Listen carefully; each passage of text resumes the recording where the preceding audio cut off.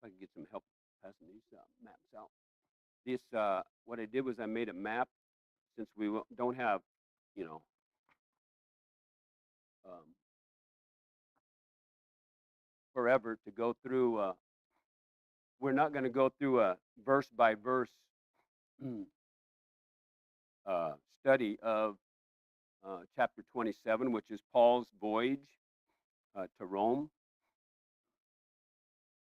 And I'm presuming that everyone has read it. So, other than some maybe some background notes that I'll give you, not only about the writing, the narrative that is in chapter 27, but also the historical significance and the historical accuracy that's contained therein, and some of the key verses in the chapter is what we will consider. But I did want you to see the approximate route um, that Paul would have taken on his voyage and the different stops that he had, whether it was to change ships or being shipwrecked again on this very long and difficult voyage to Rome. Remember that his voyage is about taking him to exercise his right and his privilege as a Roman citizen to submit his case before the emperor Caesar, and because he is a prisoner only to satisfy the Jews, he is transported as a prisoner, as such. But it's very gratifying and very interesting to see how Paul uses his devotion to God in the mission that God has given him to, at every opportunity he has, to do good to other people, regardless of how he's being treated. Although this particular trip, he's not mistreated by at least the centurion that's in charge of him, and he does have opportunity to see brethren as he travels to a couple of different ports. But chapter 27, chapter 27, Paul's voyage to Rome actually has been listed among, in terms of historical literature, surprisingly enough, when I did my research, is listed as one of the great narratives in historical literature. And I was surprised by that.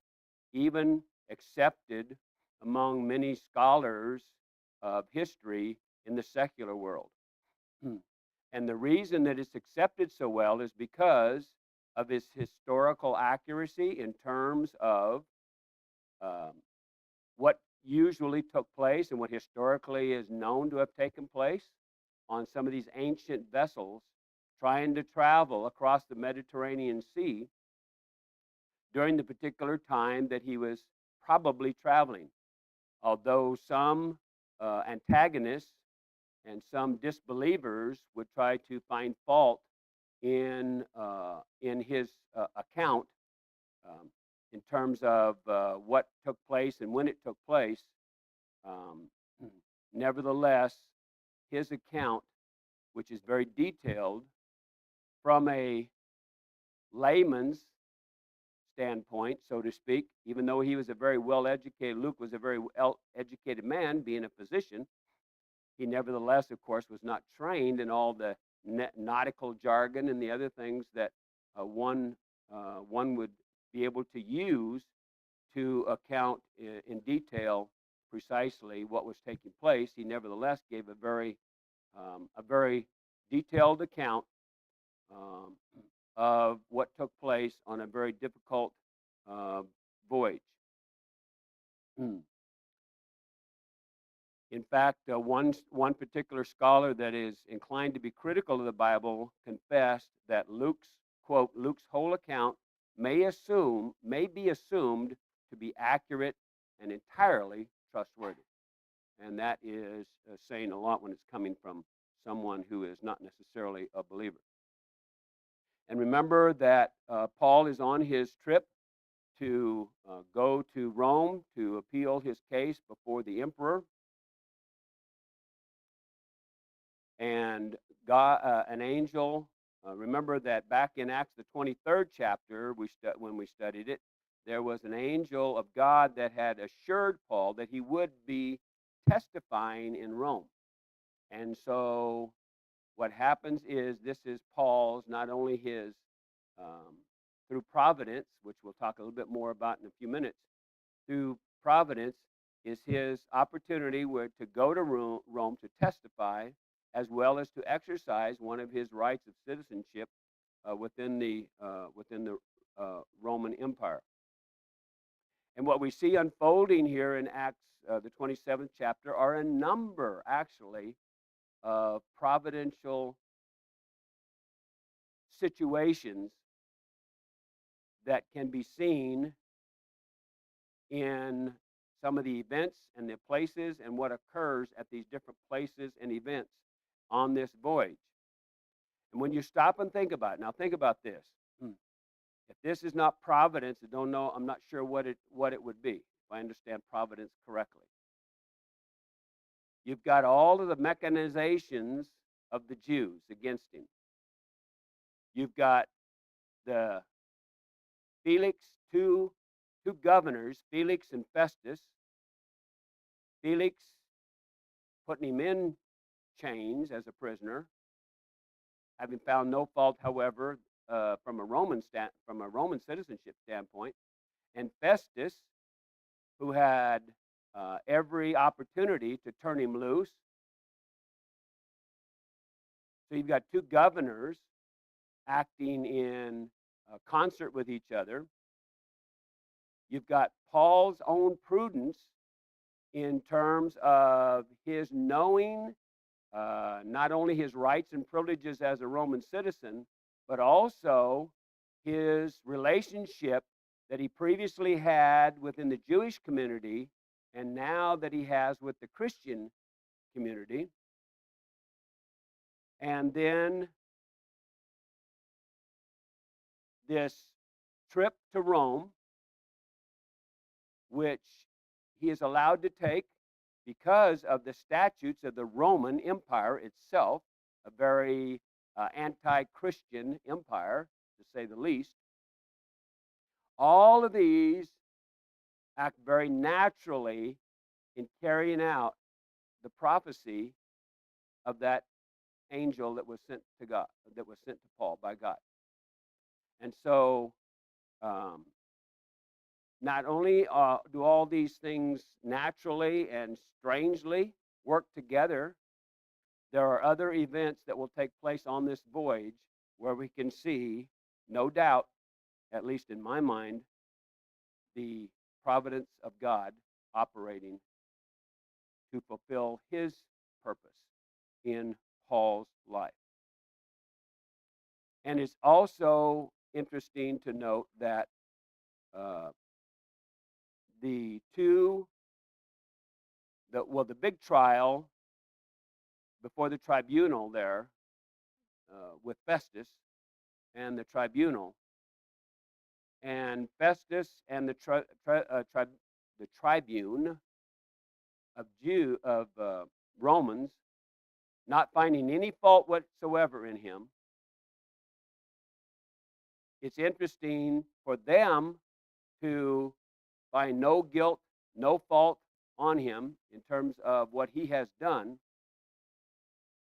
that actually ends up being a great victory for Christianity at a very early stage of Christianity. Because what it did was it authenticated, or I suppose added credibility to what Paul had been talking about all this time, and that is, of course, Jesus Christ and his resurrection.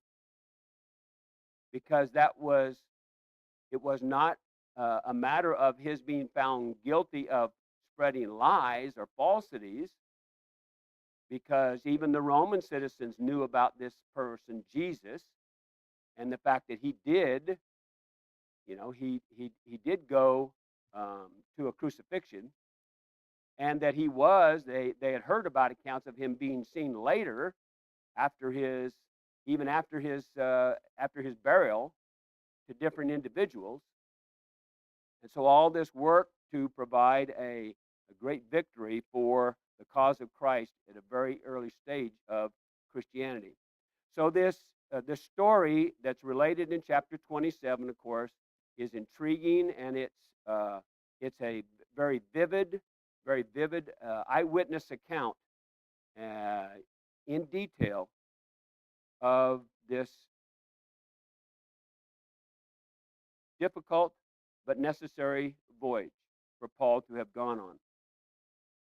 But the conclusion of all of this is to say that it is the account in chapter 27 of Paul's voyage is almost universally recognized as a real account, or a real event that actually took place. And so when we look at chapter 27, what we see is about 4 different sections. The first 5 verses are when Paul was placed on the first ship, is aboard a ship, the Adramyttium, and then moved to another vessel, a ship of Alexandria, that would be verses 6 through 12. And then there is the great storm, which would be in verses 13 through 29. And finally, the shipwreck, which ends up the chapter, verses 30 through 44. And so again, we'll not go into detail as to every little step that takes place, but merely point out some of the real interesting or real vital understandings of what took place in each of these. Now, one final note about that helps us to be able to not only understand, but be able to also stand up to those who would confront the accuracy of the Bible, and that is that, and that's related to the length of time that it took for Paul to go from Caesarea to the port city closest to Rome, which is called Puteoli in Italy, because some would say, well, that it was no big deal. It actually, in those days, in perfect conditions, would have taken only about 24, 25 days in an ancient vessel, whatever the kind was, to make that trip of some, I think it's like 2,000 kilometers or whatever. Not a very long trip.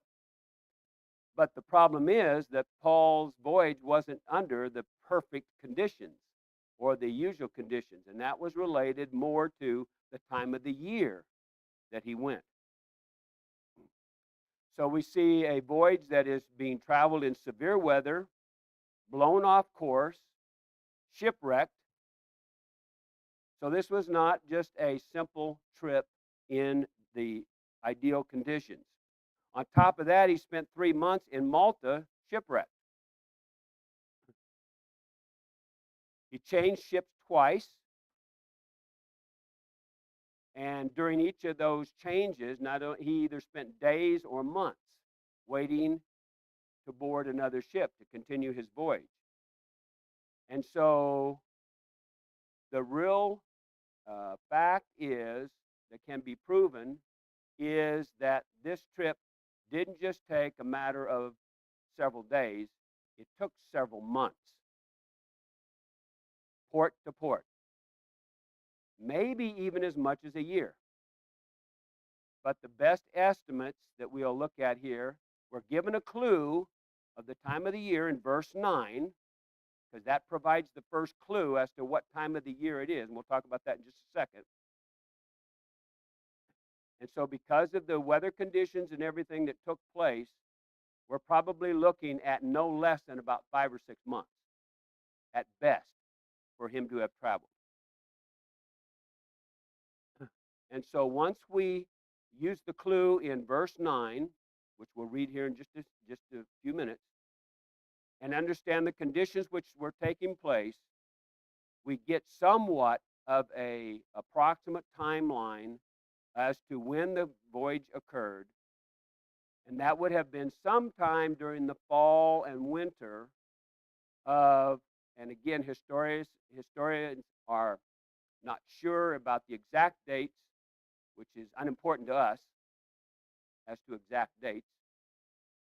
But they do know that Paul spent, at the end of chapter 27, we're told that he spent 2 years in Rome. Okay? He was under house arrest for that full 2 years, awaiting to see Caesar. And that's where we're left. Okay? We have to read his other writings in order to know what took place during that or after that. And that was around 59 to 60. So we're looking at the fall and winter of either 57 or 58 as to when this voyage actually took place. But here's the important thing for us as Christians.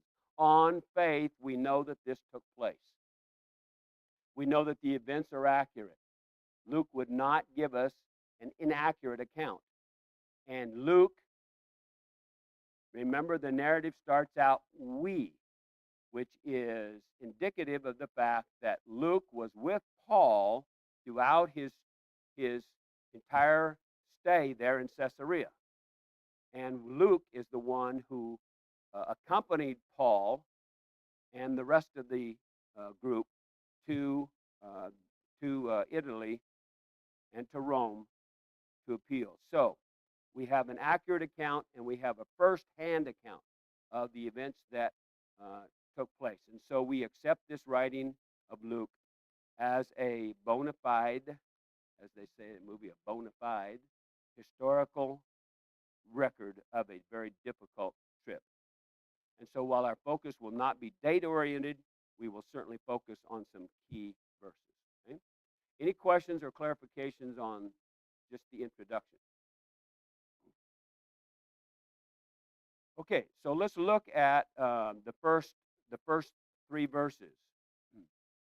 And when it was decided that we, there's Luke introducing himself along with Paul, should sail for Italy, they delivered Paul and some other prisoners to a centurion of the Augustan cohort named Julius.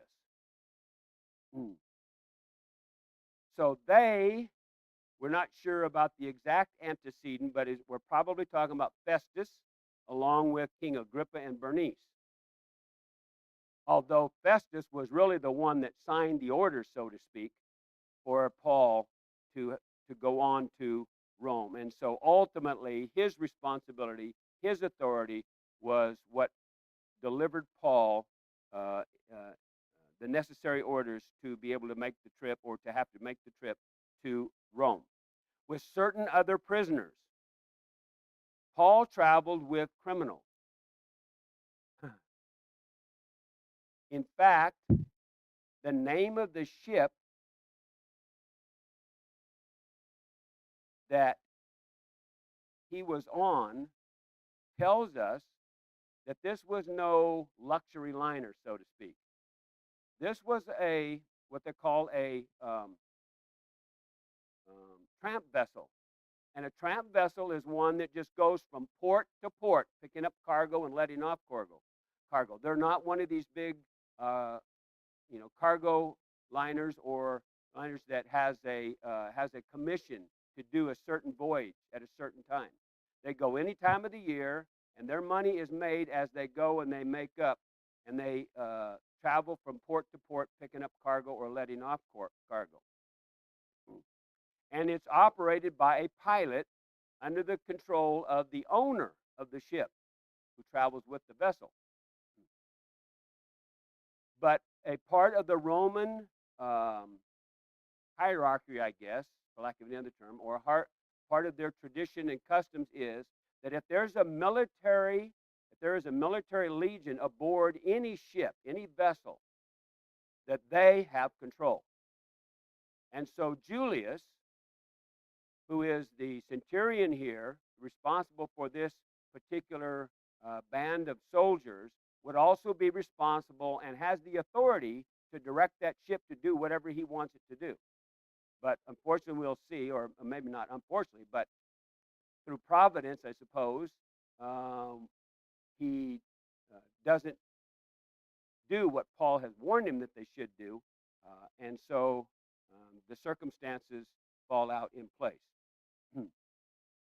Julius is, and so these prisoners are likely those, the Roman Empire, if you read up on the Roman Empire, you realize that one of their great pastimes was to take prisoners and put them in the great arena to their death by different means, sometimes by animals. And it was done in a big arena for the populace just to stand there and watch it. Okay? And so that's how they executed, or that's how they would carry out capital punishment for a lot of the prisoners in the Roman. These are the kind of prisoners that Paul is traveling with. Now, of course, Paul is not under that sentence, so he's in a little bit different category, but nevertheless, he was placed in this particular setting as a means of getting him quickly to Rome. And I say quickly because ordinarily they would wait until better weather conditions would allow them to go across the Mediterranean Sea. But because Festus was anxious to get him to Rome and out of his hair, so to speak, he made sure that Paul was placed on the first available ship. And that's why he was placed on a tramp vessel initially, and then a few days later was transferred to a ship that would go all the way to Italy. There was no intent that this tramp vessel take him all the way to Italy. And the Augustan cohort that Julius would have been in charge of. By the way, here's another centurion that throughout this voyage is seen in a favorable light. Remember, Paul had already talked about, our study of Acts has told us through Luke that that throughout the New Testament there are few, if any, accounts of a centurion looked upon in an unfavorable light or treating Christians unfavorably, which is not the norm, of course, within the Roman Empire. But Augustan band simply indicates it was very common to be called Augustan bands, the same way you'd call it the King's Legion or whatever, because at that time the emperors came to wear the title of Augustus. And a cohort. A cohort would be a Roman legion of about 480 soldiers. Could be less, could be a few more, but around 480. Now, what does that refer to in our modern times? Our modern times would be it's a few men, few soldiers or Marines short of a battalion. See? Okay, and it's verse 2. They embarked upon a ship, a Adramyttium, which means court death. Interestingly enough, that's what that word means. And additionally, it was at from a province of Mysia, and Mysia means criminal or abominable. One does not have to think very hard about no coincidence involved here. It's God sending a message. God sending a message. Okay? And again, as we said, this was a tramp vessel with no specific charter. Aristarchus, it says, was a Macedonian. We don't know if he was a prisoner or not, but the text in this place puts him apart from the other prisoners. Paul's reference to him in Colossians 4:10 as my fellow prisoner may refer to the fact that he was Paul's voluntary companion to Rome. He did not give reference to him in terms as he did, for instance, to Epaphras in Philemon 1:23 as my fellow prisoner in Christ. He just says he was my fellow prisoners. And so whether he was a prisoner or not, more than likely he was just simply a companion of Paul traveling voluntarily on his own. But here we see this relationship between Paul and Luke and Aristarchus. It would appear, obviously, that Luke would have obviously been Paul's personal physician for a number of years, since he was with him for a number of years. But we also see that Luke and Aristarchus throughout this trip tend to Paul in a lot of different ways. We don't know whether those needs that Paul had were paid for by Paul because there's some speculation about him inheriting some inheritance, or by the churches, or by some other means. Because we have to remember that even though he was a tent maker and capable of making his own money, he was a prisoner right now. So he had no means himself of making any money. Here's what a scholar in social history in the Roman Empire says. His name is Ramsey. His last name is Ramsey. He says that it would be very unlikely that Julius or any other centurion would treat a traveler with the respect and the dignity that he treated Paul as a prisoner, unless he was considered to be of some almost nobility, so to speak.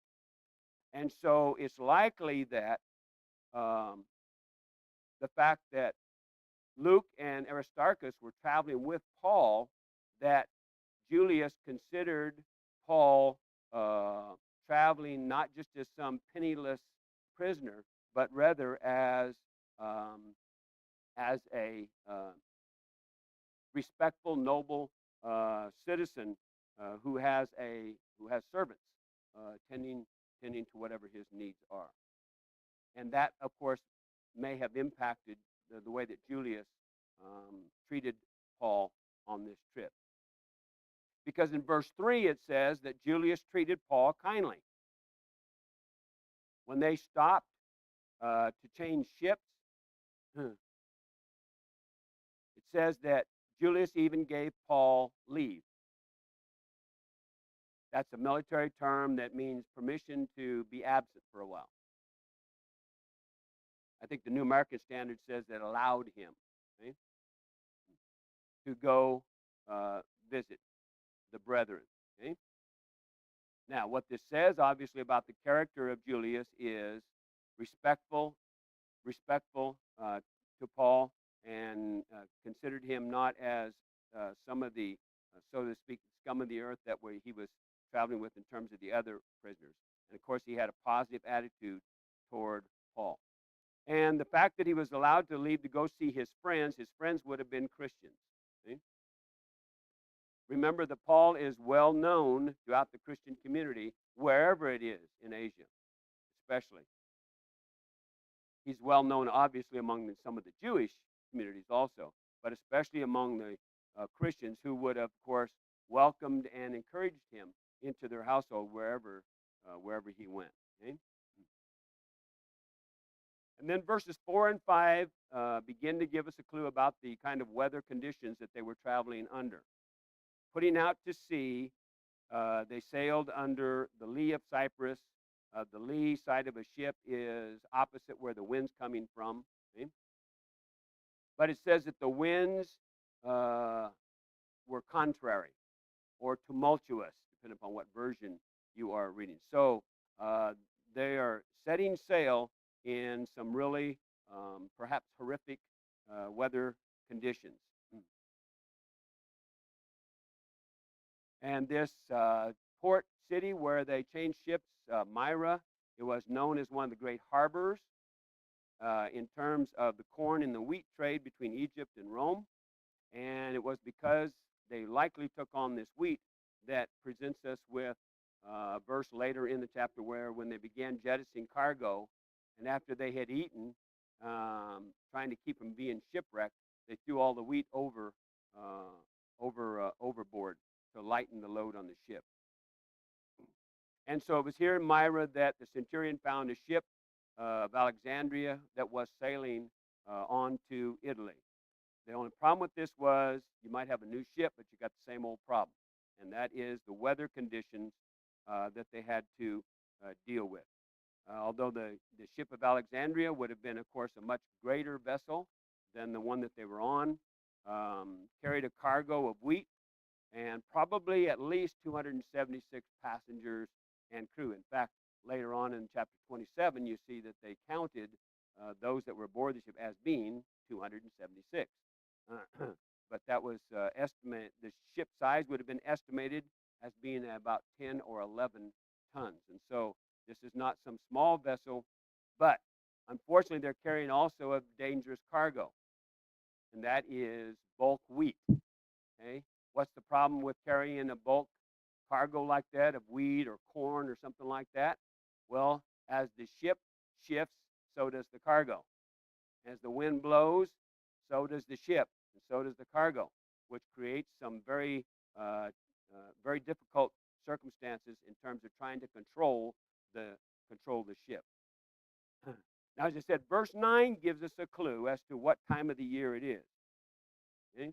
Verse 9 says, since much time had passed, and the voyage, much time since they had left Caesarea, was now dangerous because even the fast was already over. The fast is a reference to the Day of Atonement. Okay? Now, when did the Day of Atonement occur? Leviticus 23:27 says that the Day of Atonement was to be the 10th day of the 7th month. Okay? Remember that the Hebrews had two calendars. They had one just a regular calendar, and then they had they had their religious calendar also. But the 10th day of the 7th month would have placed it sometime in September. Now,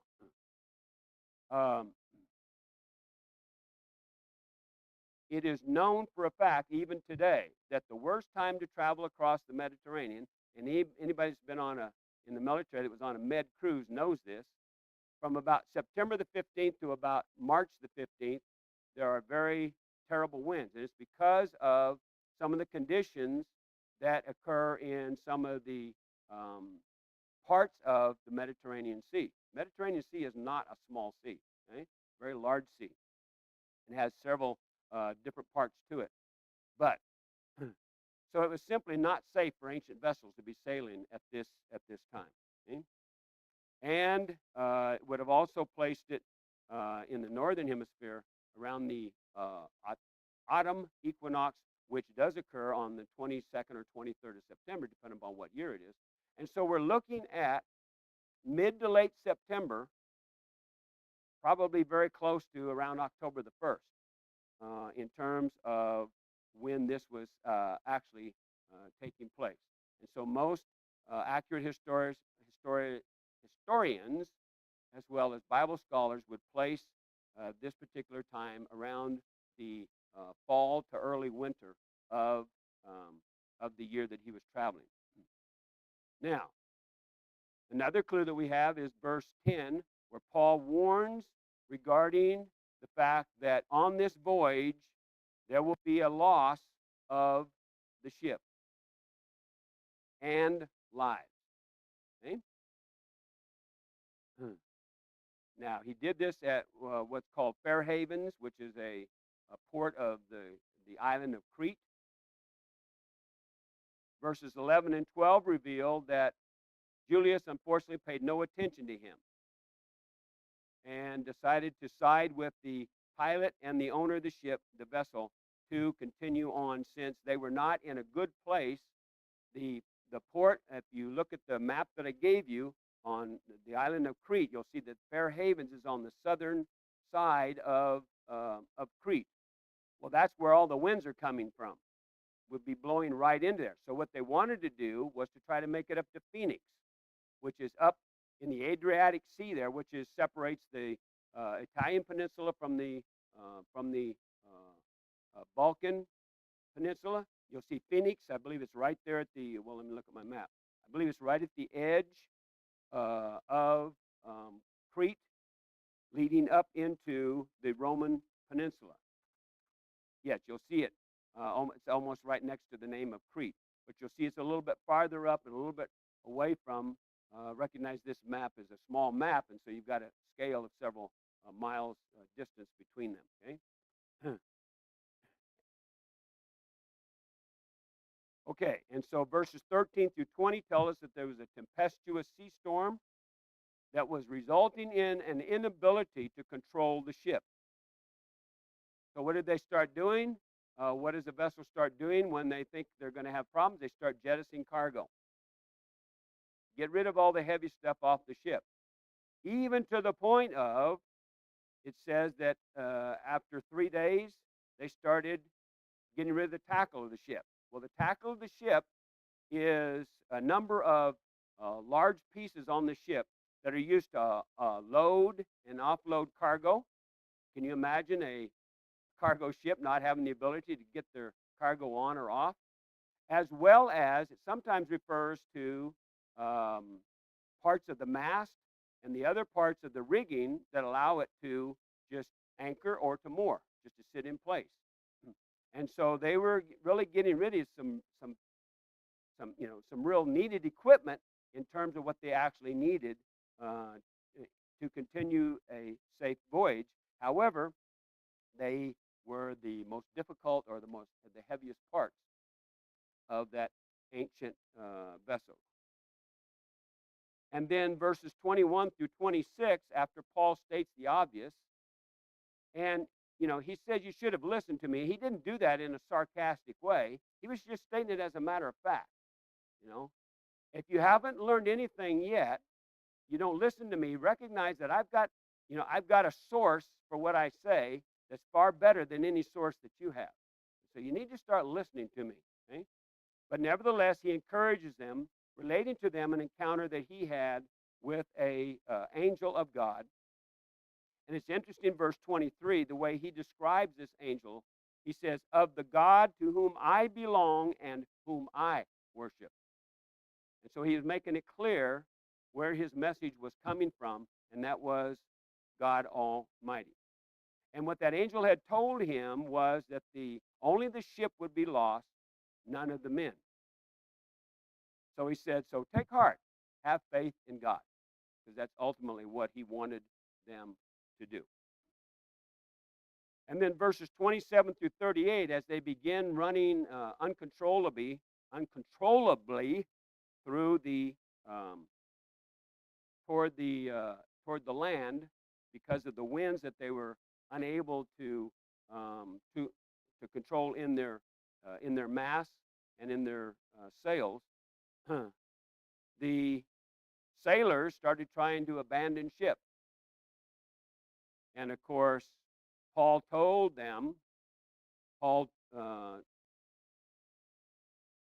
about it, and the soldiers cut loose the boats at Paul's warning. Paul said to them, and we'll talk next week about the significance of what Paul actually said here. And so they kept the crew, so to speak, of the ship from getting off of the ship and abandoning the ship. And then, of course, after they ate, having not eaten for was he said 14 days, and this means that they just simply didn't have time to sit down at a regular meal. They were eating, but it would be sort of like doing it on the fly. Grab something here and grab something there. Had not eaten for 14 days. They did, at this time, of course, take the time to have a regular meal, which Paul thanked God for providing it for them. And then after that, they threw off the wheat. They threw the wheat off of the ship.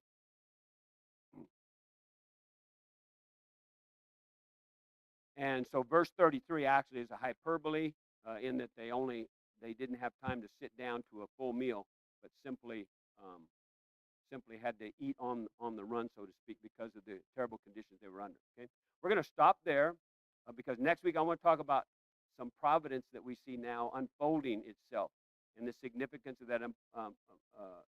And then we'll talk briefly about chapter 28, which was Paul's arrival in Rome and what the conditions and what he did there. Any last questions or comments or clarification? I know it was quick. Yes, Charles. Tramp, Tramp. That's what they were called. Okay, vessels that didn't have, they were not under the charter of, usually vessels would be chartered by a big individual with lots of money, and he says, pick up your cargo here and go here. Well, that wasn't that kind of vessel. This kind of a vessel was one where the owner traveled with the ship, and he simply contracted or picked up cargo as they went, and would offload cargo at one place and pick up cargo in another place. So he just went from port to port along it. So they would have made several stops, and they were not destined specifically to go to Italy. So they changed ships. Right. At least. Right. At least. Yeah. Absolutely. Okay. We'll see that the total, by the time you add up all these dates, and the shipwreck and him spending 3 months in Malta, you'll see that it's several months that he was on this voyage. Okay. Okay. I'm going to pass out. Somebody can help me. I'm going to pass out your new books. You can start reading them, and remember our conversation of last week. The books are $15 just for the book. Okay. If you want to help cover some of the shipping, if you give Dustin $20 for it, that would be great, which would help pay for some of the shipping too. Okay.